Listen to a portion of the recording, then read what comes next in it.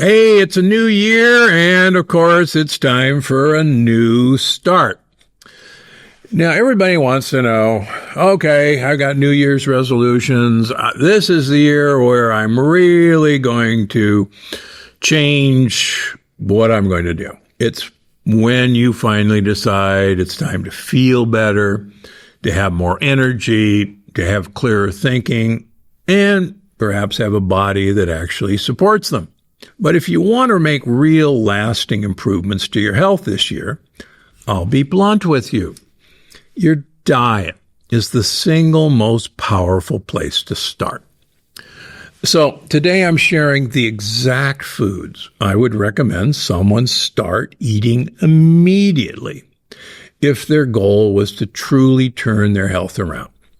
So let's get started. Number one.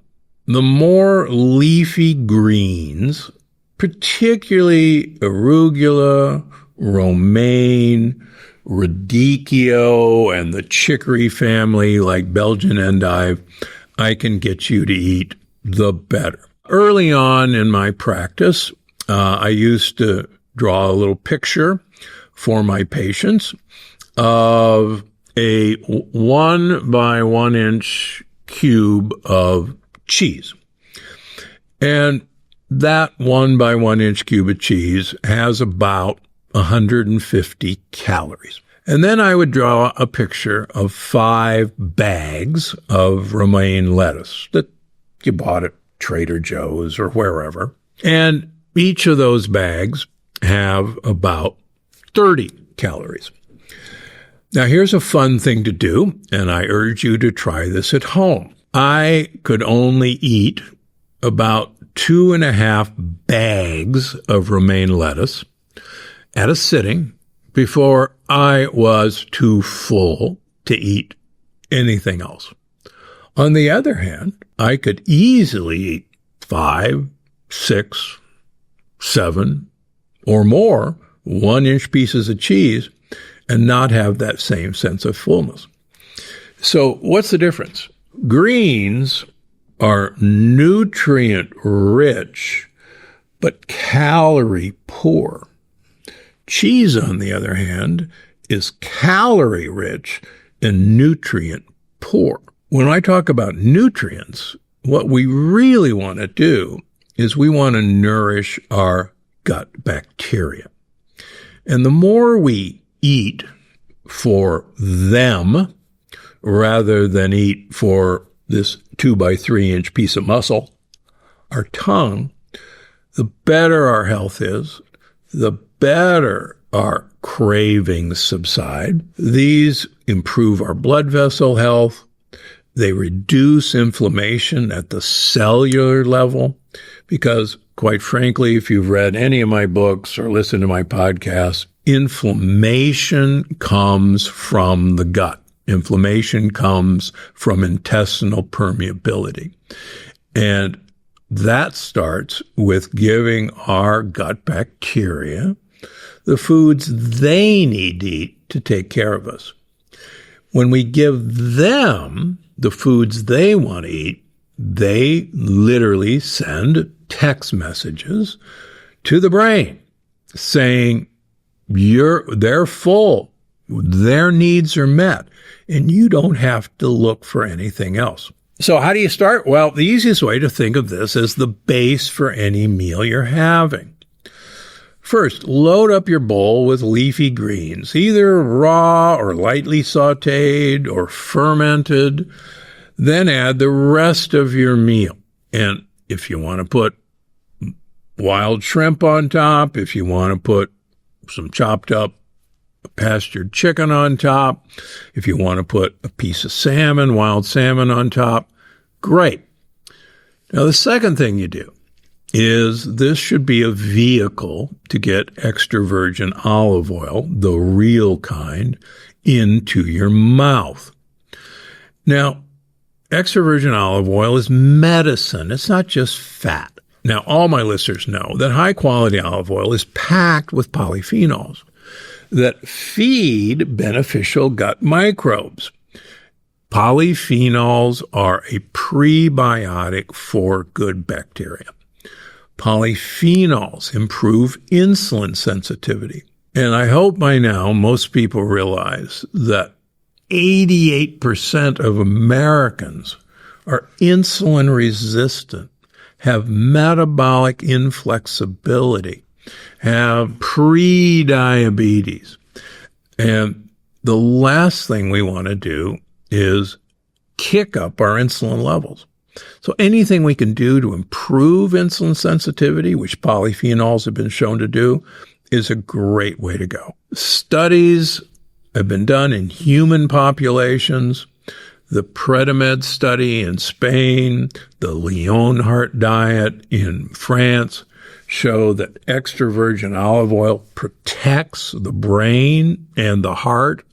It improves our memory. It improves our blood vessel status. It's one of the strongest longevity signals we see in blue zone populations.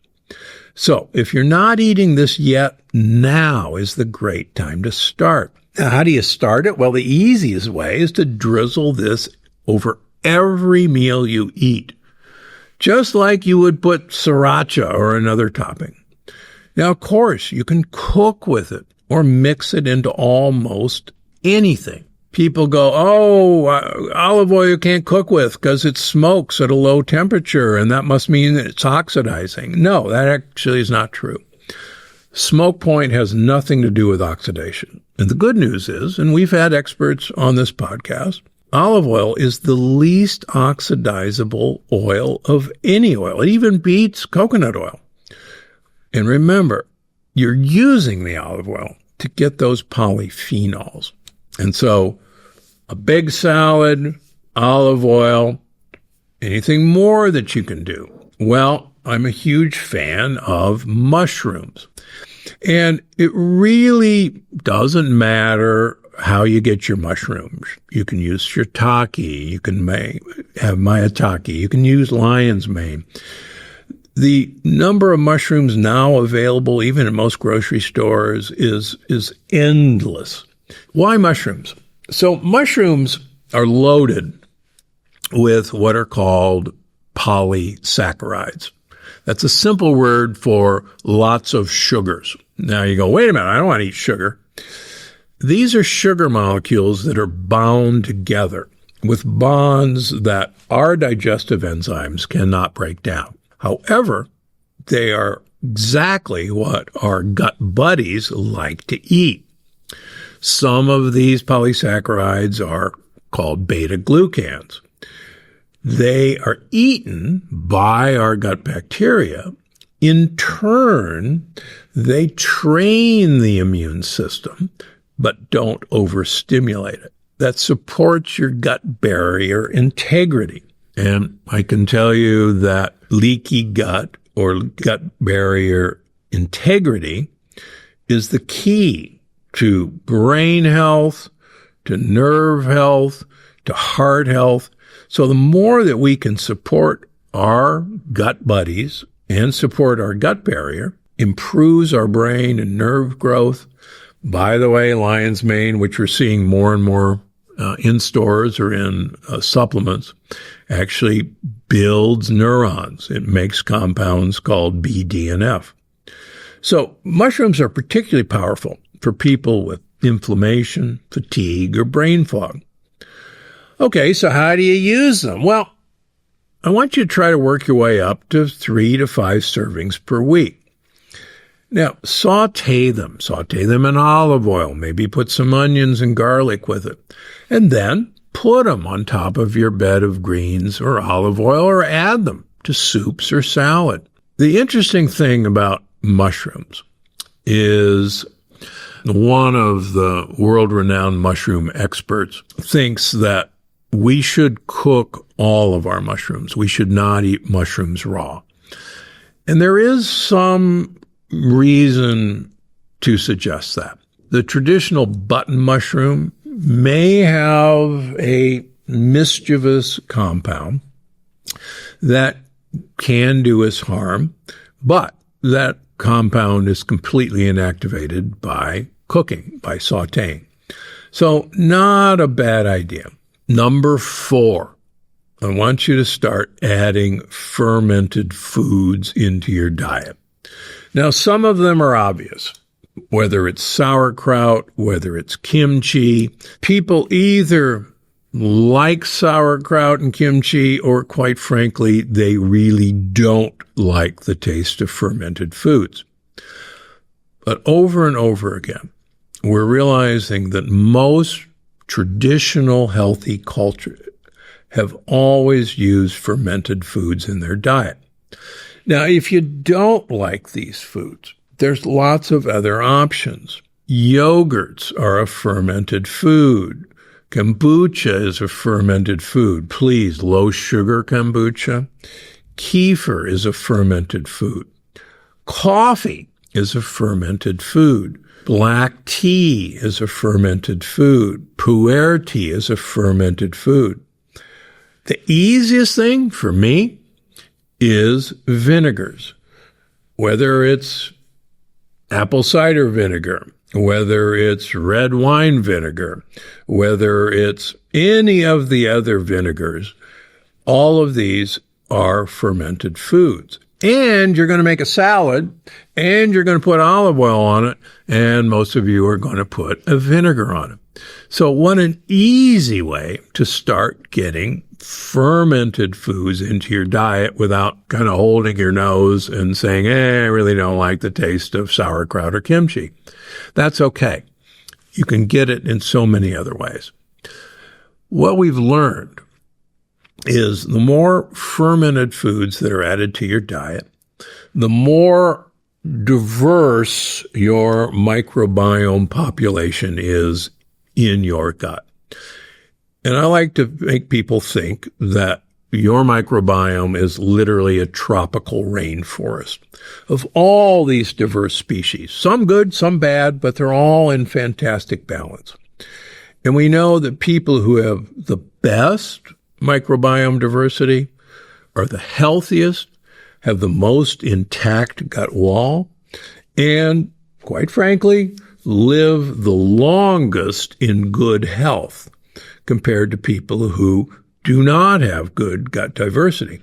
And fermented foods, with the addition of fermentable foods like leafy greens, like mushrooms, is kind of the 1-2 combination. Fermented foods reduce immune activation. In fact, in my practice and in many others now, most chronic symptoms, whatever symptom you particularly are suffering from, trace back to gut barrier dysfunction. Hippocrates, the father of medicine, said 2,500 years ago that all disease begins in the gut. And what we've learned is, to paraphrase him, all disease begins in a leaky gut. Okay, so how do we start? Think of fermented foods as a condiment or something you add to your dinner bowl to stop it off. You don't need a lot, just a few forkfuls per day or just a few tablespoons of a vinegar. Start slow. Test out a few brands and varieties until you find one that you really love. Now, here's the good news. You do not have to have living kraut. You don't have to have a live kraut. You don't have to have alive yogurts. We've now learned that the benefit of these fermented foods is not the living bacteria in them. It's the product of fermentation called postbiotics. And so whether you get your sauerkraut in a can or whether you get it fresh really doesn't matter. Whether you get apple cider vinegar or, any other vinegar, it really doesn't matter. So find these fermented foods that you like, because if you like them, you'll probably use them. All right, number 5 to add to your diet. The more polyphenol-rich foods that we can get you eating, such as dark berries, like raspberries, like blackberries, like pomegranate seeds, like greater than 85% dark chocolate, that you get into you, these foods actually are Number one, foods for your friendly gut bacteria.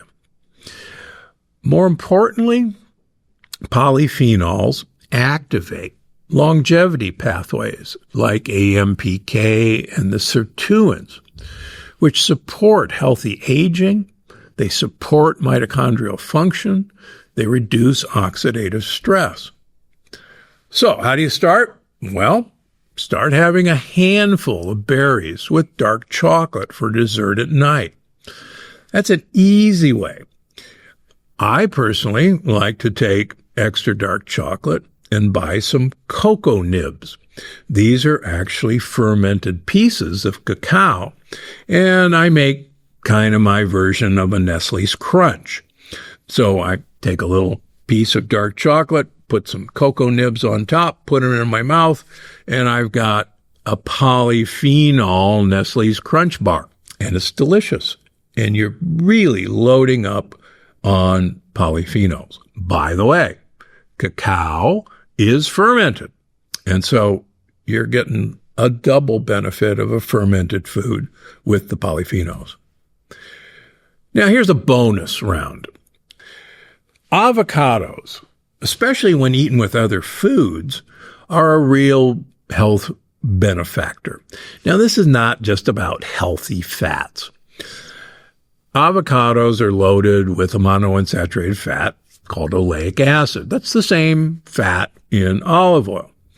But oleic acid isn't either great or bad for you. It's just a fat. But avocado eating actually has been shown to improve the absorption of fat-soluble nutrients from other vegetables. The fiber in the avocado supports satiety hormones. And it does that by feeding beneficial microbes what they want to eat. And those microbes send text messages to your brain like GLP-1, like leptin, that you're full and you don't need any more. They're also one of the most lectin-friendly fruits when ripe. Yes, an avocado is a fruit. It's a single-seeded berry. Okay, how do you use an avocado? Well, try to eat 1/2 to 1 avocado per day. Just slice it up and add it to whatever you're making for dinner that night. For instance, in a salad. Just remember, all of these things, we're starting out a new year. You don't need perfection, but you do need consistency. Start with these foods. Crowd out the ultra-processed ones, and your body will begin to respond, often faster than you expect. So welcome to the new year. Welcome to the new you. Let's get started, and I hope these tips have been helpful.